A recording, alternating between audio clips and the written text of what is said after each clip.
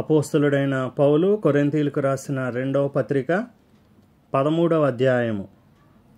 ఈ 3వసారి నేను మీ యొద్దకు వచ్చుచున్నాను. 2-3 సాక్షుల నోట ప్రతి మాటయు స్థిరపరచబడవలెను.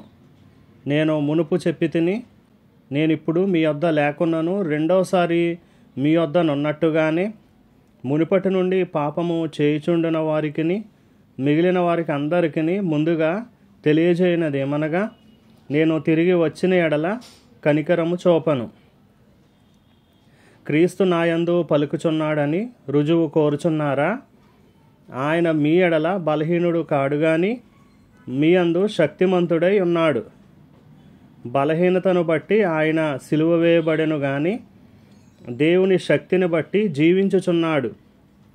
మేమును ఆయన యందుండి బలహీనులమై ఉన్నాము గాని మీ ఎడల దేవుని శక్తిని బట్టి ఆయనతో కూడా జీవము గలవారము. మీరు విశ్వాసము గలవారై ఉన్నారో లేదో మిమ్మును మీరే శోధించుకొని చూచుకొనుడి. మిమ్మును మీరే పరీక్షించుకొనుడి. మీరు భ్రష్టులు కాని ఎడల యేసుక్రీస్తు మీలోనున్నాడని మిమ్మును గూర్చి మీరే ఎరుగురా? మేము భ్రష్టులము కామని మీరు తెలుసుకొందురని నిరీక్షించుచున్నాను. మీరు ఏ దుష్కార్యమైనను చేయకుండవలెనని దేవుని ప్రార్థించుచున్నాము. మేము యోగ్యులమైనట్టు కనబడవలెనని కాదు గాని మేము భ్రష్టులమైనట్టు కనబడినను మీరు మేలైనదే చేయవలెనని ప్రార్థించుచున్నాము.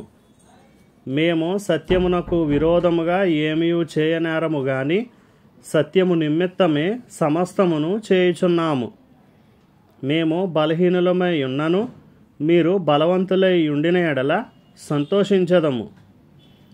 దీని నిమిత్తమే అనగా మీరు సంపూర్ణులు కావాలననియే ప్రార్థించుచున్నాము.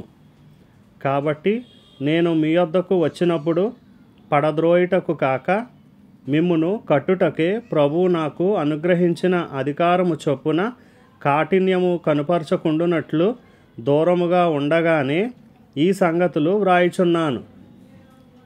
తుదకు సహోదరులారా, సంతోషించుడి, సంపూర్ణులైయుండుడి, ఆదరణ కలిగియుండుడి, ఏక మనస్సు గలవారైయుండుడి, సమాధానముగా ఉండుడి. ప్రేమ సమాధానములకు కర్తయగు దేవుడు మీకు తోడై ఉండును. పవిత్రమైన ముద్దు పెట్టుకొని ఒకరికి ఒకరు వందనములు చేసుకొనుడి. పరిశుద్ధులందరూ మీకు వందనములు చెప్పుచున్నారు. ప్రభు అయిన యేసుక్రీస్తు కృపయు దేవుని ప్రేమయు పరిశుద్ధాత్మ సహవాసమును మీకందరికీ తోడై ఉండును గాక.